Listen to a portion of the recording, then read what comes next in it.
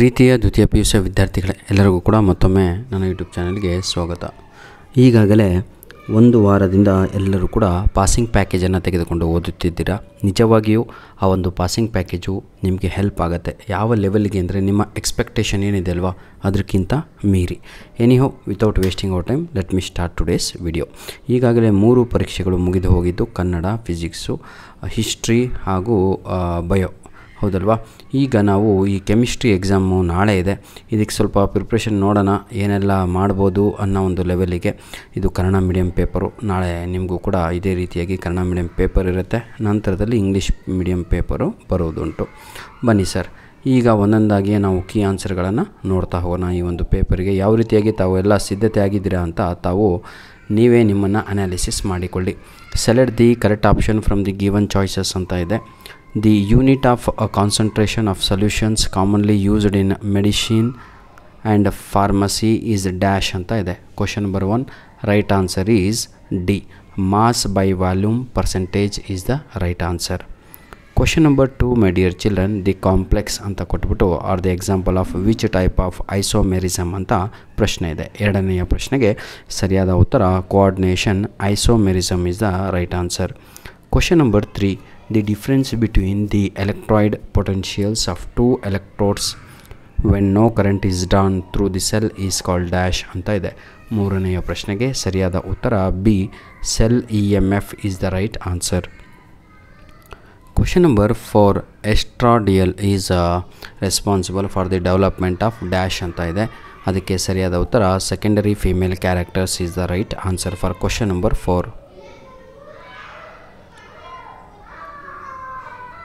Question number 5, statement 1, statement 2, catalyst catalyzes only spontaneous reactions.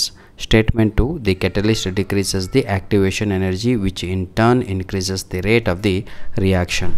Statement 1, 2 ಕೂಡ ಕೊಡಲಾಗಿದೆ.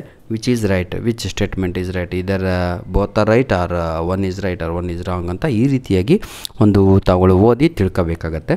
ಇದರಲ್ಲಿ statement 2 ಮಾತ್ರ ಕರೆಕ್ಟು. ಯಾವುದು ಅಂತ ಹೇಳಿದರೆ the catalyst decreases the activation energy which is turns increases the rate of the reaction. So the right answer is for question number 5, option D ಅನ್ನುವಂಥದ್ದು ಸರಿಯಾದ ಉತ್ತರ ಆಗಿರುತ್ತೆ.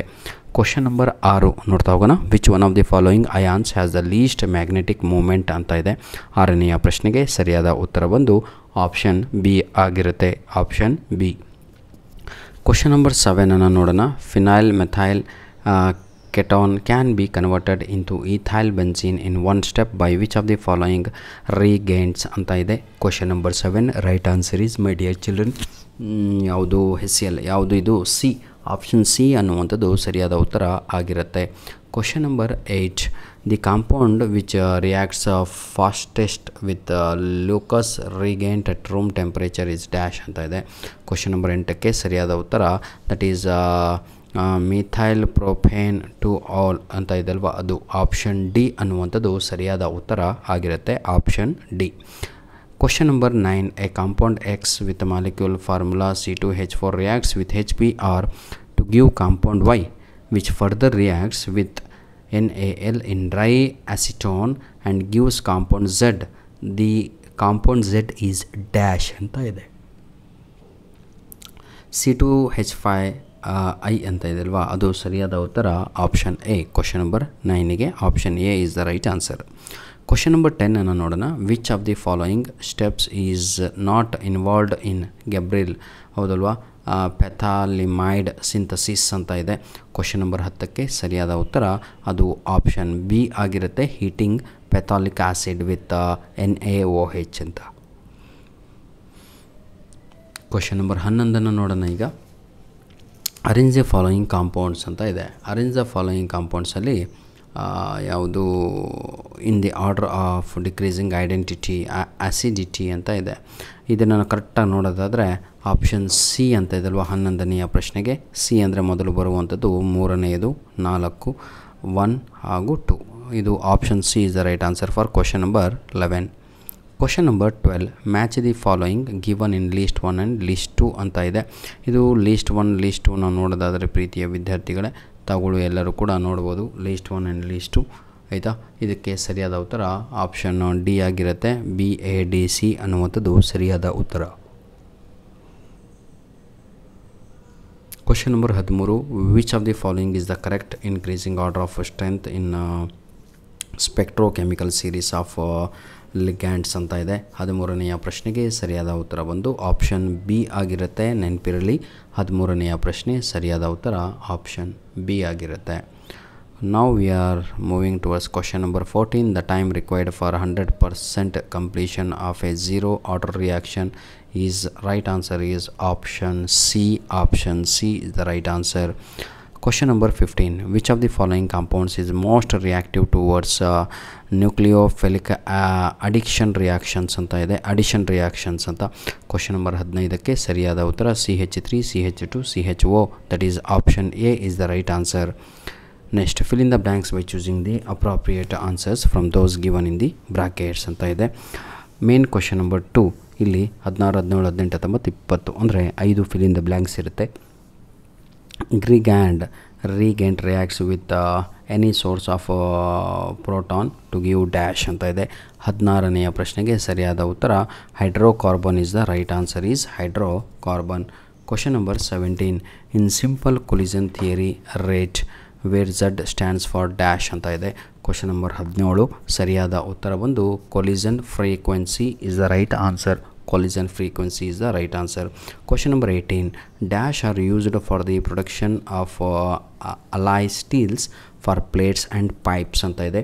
18ನೆಯ ಪ್ರಶ್ನೆಗೆ ಸರಿಯಾದ ಉತ್ತರ ಬಂದು ಲ್ಯಾಂಥನಾಯ್ಡ್ಸ್ ಅಂತ ಇದೆ ಅಲ್ವಾ, ಅದು ಸರಿಯಾದ ಉತ್ತರ lanthanoids. Question number 19. Dash has been used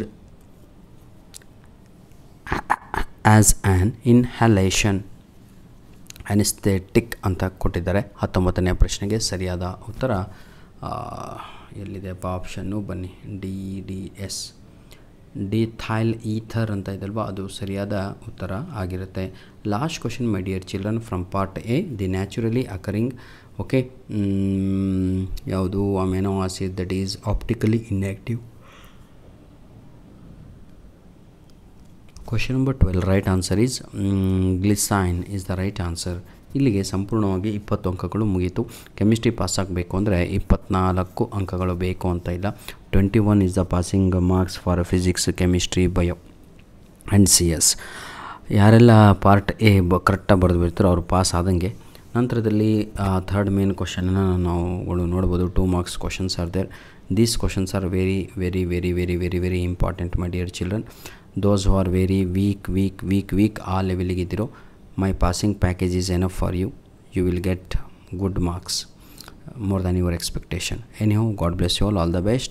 Do well. ಎಕ್ಸಾಮನ್ನು ಚೆನ್ನಾಗಿ ಬರೆದು ಮುಂದೆ ಆಯ್ಕೆಯನ್ನು ಕೂಡ ಚೆನ್ನಾಗಿ ಮಾಡಿಕೊಂಡು ನಿಮ್ಮ ಜೀವನವನ್ನು ರೂಪಿಸಿಕೊಳ್ಳಿ. These questions are very important. Those who are ready for exam, you can go through with these questions. ಅರ್ಥ ಆಗುತ್ತಲ್ವ? ಎಲ್ಲರೂ ಕೂಡ ಈ ಕ್ವಶನ್ಸ್ಗಳನ್ನು ನೋಡಿಕೊಂಡು ಎಕ್ಸಾಮಿಗೆ ಹೋದರೆ ಬಹಳ ಅನುಕೂಲ ಆಗುತ್ತೆ ಅಂತ ಹೇಳ್ತಾ ವಿಡಿಯೋನ ಇಲ್ಲಿಗೆ ಮುಗಿಸ್ತಾ ಇದ್ದೇವೆ. ಧನ್ಯವಾದಗಳು. ದಯವಿಟ್ಟು ಎಕ್ಸಾಮ್ ಆದ ನಂತರ ನಿಮ್ಮ ಪ್ರಶ್ನೆ ಪತ್ರಿಕೆಯನ್ನು ನಮ್ಮ ಮೇಲ್ ಐಡಿಗೆ ಕಳುಹಿಸಿಕೊಡಿ. ನಮ್ಮ ಮೇಲ್ ಐಡಿ ಪ್ರತಿಯೊಬ್ಬರಿಗೂ ಕೂಡ ಗೊತ್ತಿದೆ. ALLINONE1PDF99@gmail.com ಅನ್ನುವಂಥದ್ದು ನಮ್ಮ ಮೇಲ್ ಐಡಿ ಆಗಿರುತ್ತೆ. ಧನ್ಯವಾದಗಳು. ದಯವಿಟ್ಟು ನಮ್ಮ ವೀಡಿಯೋಸ್ಗಳನ್ನು ನಿಮ್ಮ ಫ್ರೆಂಡ್ಸ್ಗಳಿಗೆ ಶೇರ್ ಮಾಡೋದನ್ನು ಮರೆಯಬೇಡಿ. ಜೊತೆಗೆ ಪ್ರೀತಿಯ ವಿದ್ಯಾರ್ಥಿಗಳೇ, ನಾಡ್ದು ಇಂಗ್ಲೀಷ್ ಎಕ್ಸಾಮ್ ಇದೆ, ಅದಕ್ಕೆ 2 ವಿಡಿಯೋ ಅಪ್ಲೋಡ್ ಮಾಡಿದ್ದೇನೆ. ಅದು ನೋಡ್ಕೊಂಡ್ರೆ ಸಾಕು, ನಿಜವಾಗಿಯೂ ನಿಮ್ಮ ಮೈಂಡ್ಸೆಟ್ಟೇ ಚೇಂಜ್ ಆಗುತ್ತೆ ಅಂತ ಹೇಳ್ತಾ ವಿಡಿಯೋನ ಮುಗಿಸ್ತಾ ಇದ್ದೇನೆ. ಧನ್ಯವಾದಗಳು.